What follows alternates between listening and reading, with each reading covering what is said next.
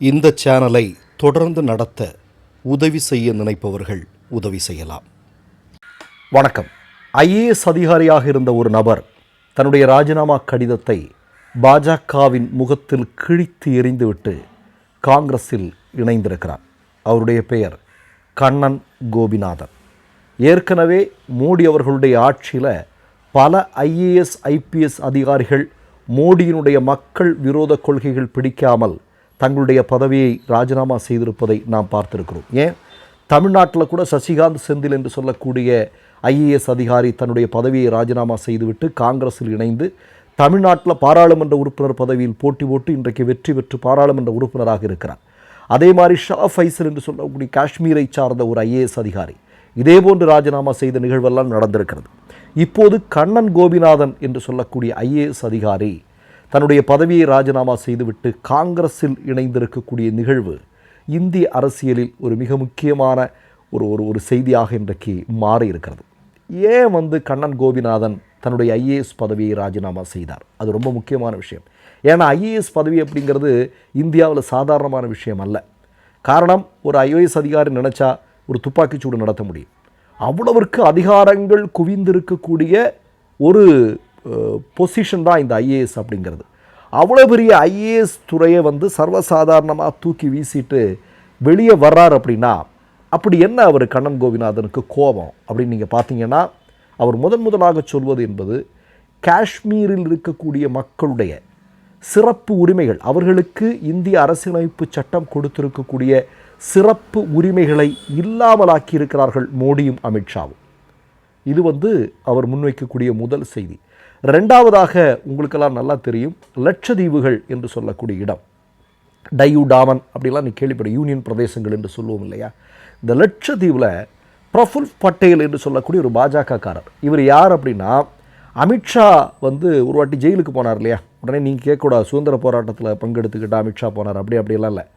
போலி என்கவுண்டர் வழக்கில் கைது செய்யப்பட்ட அமித்ஷா சிறையில் உட்கார்ந்து நல்லா சாப்பிட்டார் அப்படிங்கிறதெல்லாம் நமக்கு தெரியும். அந்த நேரத்தில் குஜராத்தினுடைய உள்துறை அமைச்சராக பொறுப்பேற்றவர் தான் இந்த பிரஃபுல் பட்டேல் என்று சொல்லக்கூடிய நபர்.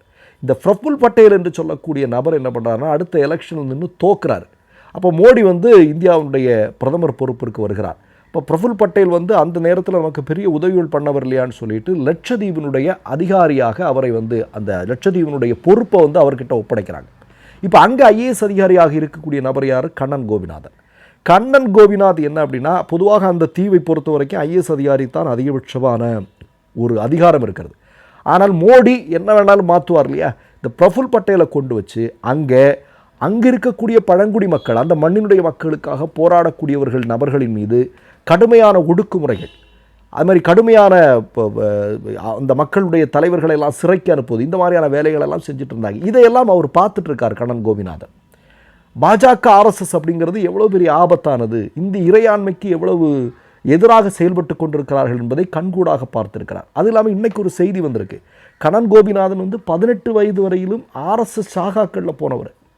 அண்ணா ஹசாரே ஒரு ஆர்எஸ்எஸ்ஸுக்காக ஒரு நிகழ்ச்சியை ஒன்று ஏற்பாடு பண்ணார் தெரியுமா? இப்போ எங்கே இருக்கிறாருன்னே தெரியாது. அந்த நிகழ்வில் அண்ணா ஹசாரேக்கு பின்னாடி கொடி பிடிச்சிட்டு நிற்கிற அந்த ஃபோட்டோவை அவரே பகிர்ந்துக்கிறார். அவர் இதெல்லாம் சொல்லிவிட்டு அவர் என்ன சொல்கிறார் அப்படின்னா, நான் எல்லாம் எவ்வளோ பெரிய ஒரு ஒரு ஒரு மோசமான விஷயத்தையெல்லாம் நான் பண்ணியிருக்கிறேன், என்னுடைய வாழ்க்கையில் நான் பண்ணக்கூடாத விஷயங்களெல்லாம் நான் பண்ணியிருக்கிறேனே அப்படின்னு நினைக்கும்போது இன்றைக்கி எனக்கு ரொம்ப வருத்தமாக இருக்குது அப்படின்னு சொல்கிறார். அதாவது ஆர்எஸ்எஸ் சாகாவில் இருந்ததும் சரி, அதே மாதிரி அண்ணா ஹசாரேவனுடைய அந்த போராட்டத்தில் பங்கெடுத்ததாகவும் சரி, இது எல்லாமே எனக்கு மிகப்பெரிய சங்கடத்தை ஏற்படுத்துகிறது, வருத்தத்தை ஏற்படுகிறது, தவறான விஷயங்களை நான் பண்ணிட்டேன் அப்படிங்கிறத அவர் இன்றைக்கி ஒரு இணைய ஊடகத்திற்கு கொடுத்திருக்கக்கூடிய பேட்டியில் அவர் சொல்கிறார். கூடுதலாக அவர் என்ன சொல்கிறார் அப்படின்னா, அவர் ஐஏஎஸ் அதிகாரியாக இருக்கும்போது அவர் சில விஷயங்களை செய்கிறாரு. அதன் பிறகு பாஜக இந்தியா முழுவதும் செயல்படுத்தி கொண்டிருக்கக்கூடிய விஷயங்களின் மீது முரண்பாடுகள் வருகிறது. அவர் தன்னுடைய ஐஏஎஸ் பதவியை ராஜினாமா செய்கிறார். செஞ்சதுமே அவர் உடனடியாக காங்கிரஸ் கட்சியில் இணையலை. சில காலம் அவர் யோசிக்கிறாரு.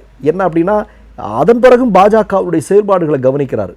இப்போ உங்களுக்கு தெரியும், சிஏஏ அப்படிங்கிற ஒரு விஷயம் கொண்டு வர்றது, அதே மாதிரி எஸ்ஐஆர் என்று சொல்லக்கூடிய சிறப்பு வாக்காளர் திருத்த பட்டியல், அதுக்கு பிறகு நடந்த வாக்கு திருட்டு, இதை எல்லாத்தையும் பார்க்குறாரு. பார்க்கும்போது தான் அவருக்கு தெரியுது, பாஜகவும் ஆர்எஸ்எஸும் இந்தியாவிற்கு மிகப்பெரிய அளவில் பிரச்சனைக்குரிய விஷயங்கள்.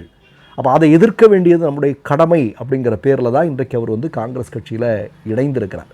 அவர்கிட்ட கேட்குறாரு, ஏன் நீங்கள் காங்கிரஸ் கட்சியில் இணைந்தீங்க, ஏன் ராஜினாமா செய்தீர்கள் அப்படின்னு இன்னொரு இணைய ஊடகம் கேட்கும்போது அவர் சொல்கிறார், இந்தியாவில் இவ்வளவு மோசமான மக்கள் விரோத சக்திகள் ஆட்சி பொறுப்பில் இருக்கும்போது நீ ஐஏஎஸ்ல இருந்து என்ன பண்ண அப்படின்னு யாராவது எங்கிட்ட கேட்டால், நான் அதையெல்லாம் எதிர்த்து, அந்த மக்கள் விரோத சக்திகளை எல்லாம் எதிர்த்து என்னுடைய பதவியை ராஜினாமா செய்தேன் என்பதுதான் எனக்கு பெருமை அப்படின்னு அவர் சொல்கிறார்.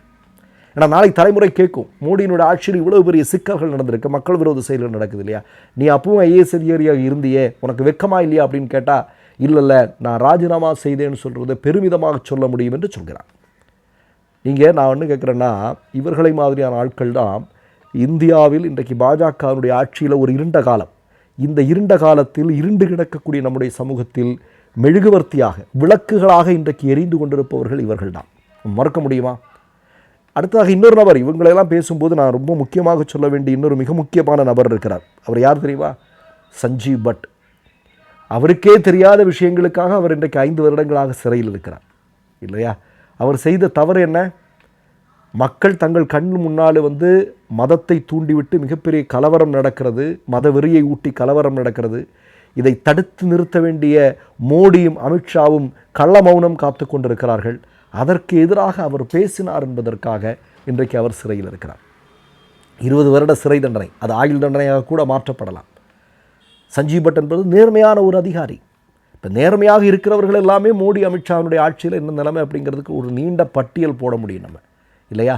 அன்றைக்கெல்லாம் நீங்கள் பார்த்தீங்க அப்படின்னா, இப்போ இந்தியாவிற்காக, இந்தியாவுடைய மக்கள் உரிமைகளுக்காக போராடக்கூடியவர்கள் எல்லாம் தேசபக்தர்கள் என்று அழைக்கப்பட்டார்கள். இன்றைக்கு மோடியினுடைய ஆட்சியில் இந்தியாவிற்காக, இந்திய மக்களுடைய ஒற்றுமைக்காகவும் சமூக நீதிக்காகவும் சமத்துவத்திற்காகவும் போராடுபவர்கள் எல்லாம் மோடி ஆட்சியாளர்கள் தேச விரோதிகளாக முத்திரை குத்தி கொண்டிருக்கிறார்கள். இதுதானே நடந்துட்டுருக்கு. அப்போ ஏராளமான உயர் அதிகாரிகள், ஐஏஎஸ் ஐபிஎஸ் மாதிரியான உயர் பொறுப்புகளில் இருந்த அதிகாரிகளே மோடி அமித்ஷா இவர்களுடைய ஆட்சி காலத்தில் ஏராளமான மக்கள் விரோத செயல்கள் நடந்து கொண்டிருக்கிறது, அதை எங்களால் பொறுக்க முடியவில்லை, அதை பார்த்து கொண்டு இருக்க முடியவில்லை என்பதை சொல்லி அவர்கள் ராஜினாமா செய்யக்கூடிய காட்சியை நாம் பார்க்கிறோம். போதாக்குறைக்கு அவங்க அப்படியே காங்கிரஸ் கட்சியில் இணைகிறாங்க. என்ன அப்படின்னா, காங்கிரஸ் கட்சி நாம் நினைப்பதைப் போல அல்ல. இன்றைக்கி நீங்கள் பார்த்தீங்க அப்படின்னா, கடந்த பாராளுமன்ற தேர்தலில் நீங்கள் எத்தனை இடங்கள் கிடைத்தது என்பது தெரியும். காங்கிரஸ் முக்து பாரத் என்று சொன்னார்கள் என்பது தெரியும். ஆனால் இன்றைக்கு விஸ்வரூபம் எடுத்து 100 இடங்களுக்கும் அதிகமாக வெற்றி பெற்று எதிர்க்கட்சியாக உட்கார்ந்திருக்கிறார்கள். போதாக்குறைக்கு இன்றைக்கு பீகார் தேர்தலில் காங்கிரஸ் வெற்றி பெறப்போகிறது. அப்போது காங்கிரஸ் பக்கம் இந்திய மக்கள் அனைவருமே அணிதிரளக்கூடிய ஒரு காட்சியை பார்க்கிறோம். அது எல்லா இடங்களிலும் எல்லா துறைகளிலும் எதிரொலித்து கொண்டிருக்கிறது என்பதுதான் இந்த நிகழ்ச்சிகள் நமக்கு உறக்க சொல்லிக் கொண்டிருக்கின்றன. மற்றொரு நிகழ்வில் சந்திப்போம். நன்றி, வணக்கம். 3 யூடியூப் சேனல்கள் வியாபாரத்திற்கு இருக்கிறது. தேவைப்படுபவர்கள் இந்த எண்ணுக்கு தொடர்பு கொள்ளுங்கள். மை நேம் இஸ் ரெட் சேனலை சப்ஸ்கிரைப் பண்ணிக்கோங்க. அதுக்கப்புறமா பக்கத்தில் இருக்கிற ஜாயின் பட்டனை கிளிக் பண்ணீங்கன்னா ஒரு நியூ பேஜ் ஒன்று ஓப்பன் ஆகும். அதுலயும் ஜாயின் பட்டனே கிளிக் பண்ணிக்கோங்க. அதுல பாத்தீங்கன்னா credit R debit card options இருக்கு. இதுல உங்களுக்கு விசா, மாஸ்டர் கார்டு, ரிப்பே அப்படின்னு 3 ஆப்ஷன்ஸ் கொடுத்துருக்காங்க. அதுல நீங்க எந்த கார்டு சூஸ் பண்றீங்களோ அந்த கார்டோட நம்பர் என்டர் பண்ணிக்கோங்க. அப்புறமா கார்டோட வேலிடிட்டி மந்த் அண்ட் இயரை டைப் பண்ணிக்கோங்க. அடுத்தபடியா உங்க கார்டோட பின்னால சிவிசி கோடுன்னு சொல்லிட்டு 3 நம்பர்ஸ் கொடுத்துருப்பாங்க. அந்த நம்பர் இதுல என்டர் பண்ணிக்கோங்க. அப்புறமா அட்ரஸ் அண்ட் இன்ஃபர்மேஷன் என்டர் பண்ணிட்டு பைங்கிற பட்டனை கிளிக் பண்ணிக்கோங்க. ஒருவேளை உங்க கார்டு நம்பர் இன்வாலிட்னு காமிச்சிச்சுன்னா உங்க கார்டுல இன்டர்நேஷனல் யூசேஜை எனேபிள் பண்ணுங்க.